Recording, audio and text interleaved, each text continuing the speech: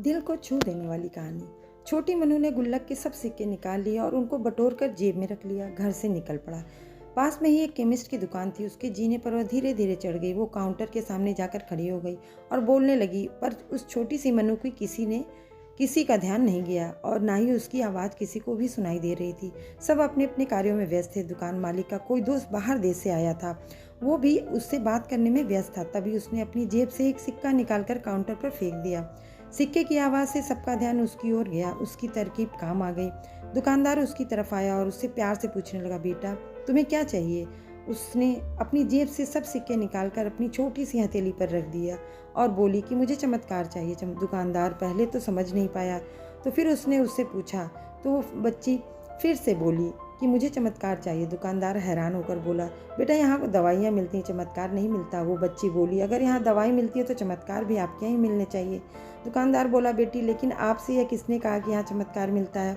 अब उस बच्ची ने विस्तार से बोलना शुरू किया। अपनी तोतली जबान से वह बच्ची बोली, मेरे भैया के सर में ट्यूमर हो गया है और पापा ने मम्मी को बताया कि डॉक्टर इसके 4 लाख रुपए बता रहे हैं। अगर समय पर इलाज ना हुआ तो कोई चमत्कार ही उन्हें बता सकता है और कोई संभावना नहीं है। वो रोते हुए माँ से कह रहे थे कि अपने पास कुछ बेचने के लिए भी नहीं है, ना कोई ज़मीन जायदाद, ना ही गहने। सब इलाज के में पहले ही खर्च हो गए हैं।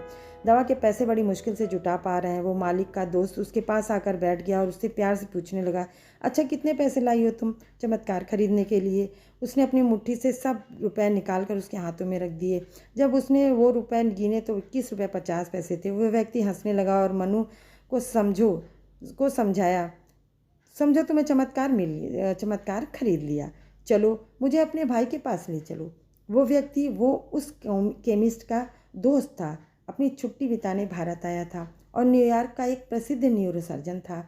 उसने उस बच्ची का इलाज 21 रुपये 50 पैसे में किया और वो बच्चा सही भी हो गया। आखिर प्रभु ने मनु को चमत्कार बेच ही दिया। वो बच्ची बड़ी श्रद्धा से उसको खरीदने चली थी और वो उसको मिल गया। प्रभु सबके पालनहार हैं। उनकी मदद ऐसे ही चमत्कार के रूप में मिलती रहती है। बस आवश्यकता है तो सिर्फ सच्ची श्रद्धा की, क्योंकि परमात्मा संसार के कण कण में है। आपके